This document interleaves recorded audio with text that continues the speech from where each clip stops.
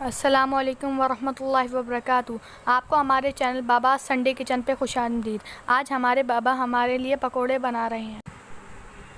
इसके लिए आपको बेसन में नमक, अजवाइन, कुटी हुई लाल मिर्च, कस्तूरी मेथी शामिल करनी है।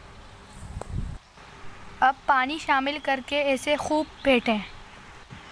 इतना फेंटें कि ये हमेशा फूला फूला महसूस हो।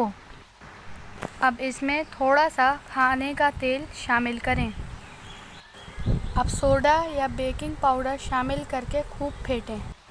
बाजार जैसे रंग के पकोड़े बनाने के लिए इसमें जर्दे का रंग शामिल करें। और अगर आप क्रिस्पी पकोड़े बनाना चाहते हैं तो पहले बताया है कि थोड़ा सा ऑयल ज़रूर शामिल करें। अब आलू काट लें। यहाँ तक हमारे आलू के पकोड़ों की तैयारी मुकम्मल हुई। अब चलते हैं प्याज के पकोड़ों की तरफ। इसके लिए आप बारीक बारीक प्याज काट कर इसमें बेसन शामिल कर लें। अब बेसन में हल्का कुटा हुआ साबुत धनिया शामिल कर लें। अब इसमें नमक शामिल कर लें, मगर बाबा हमेशा कहते हैं नमक अपनी मर्ज़ी के मुताबिक डालना चाहिए। अब इसमें गरम मसाला शामिल करें। अब इसमें कुटी हुई लाल मिर्च और मीठा सोडा या बेकिंग पाउडर शामिल करें। अब कस्तूरी मेथी और अजवाइन डालकर मिक्स करें।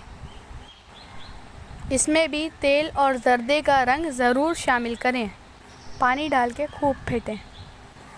तेल कढ़ाई में गरम कर पकोड़े डालने से पहले हमेशा देख लें कि तेल गरम है कि नहीं। और पकोड़े तेल में डालकर सुनहरा होने तक का इंतज़ार करें। प्याज के पकोड़े भी इसी तरीके से तल लें। रेसिपी डिस्क्रिप्शन बॉक्स में दी गई है, वहाँ पे जाके ज़रूर ट्राई कीजिए और कमेंट बॉक्स में ज़रूर बताएंगा। चैनल को सब्सक्राइब कर दें। वीडियो पसंद आई तो वीडियो को लाइक कर दें।